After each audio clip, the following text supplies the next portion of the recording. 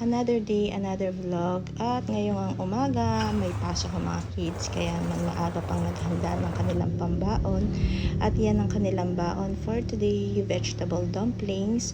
At gandang-ganda ako dito sa baonan na to. Napaka-compact niya at meron na siyang fork and spoon.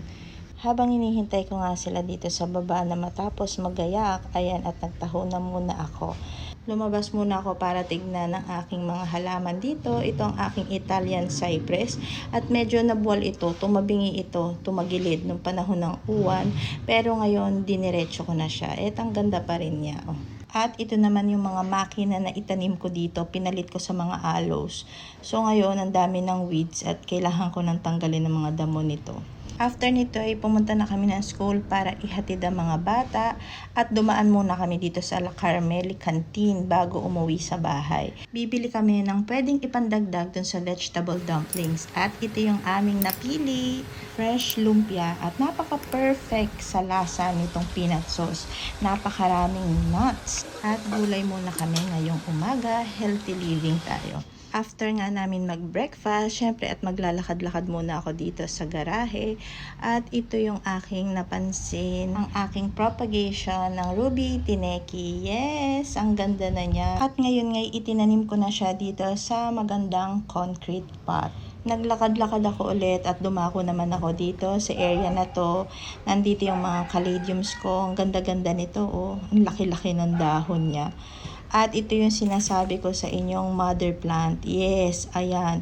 So, nagsibol na rin siya. Ayan.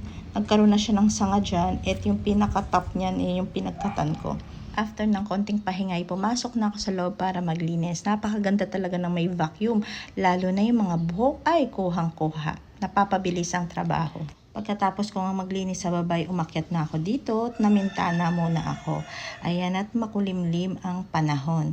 Kakalakad ko nga dito, natanaw ko itong malaking, backhoe. Kasi may ginagawa dyan sa tapat namin. After ko nga dumungaw dyan ay nagtungo na ako sa aking mga succulents.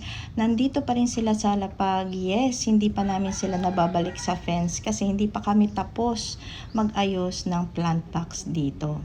So, after namin maayos yun, dun pa lang namin sila masisinop. At ang ganda-ganda nitong si rose cabbage, hindi man lang nalusaw nung bagyong uwan. Ang pagpunta ko dito sa aking garden ay pahinga ko na. Natutuwa akong makita ang kagandahan ng aking mga halaman, lalo na itong bougainvillea. Tuwan-tuwa ako dito sa aking bougainvillea. So, yun lang muna for today's video. Thank you. Happy planting, happy gardening. Ingat!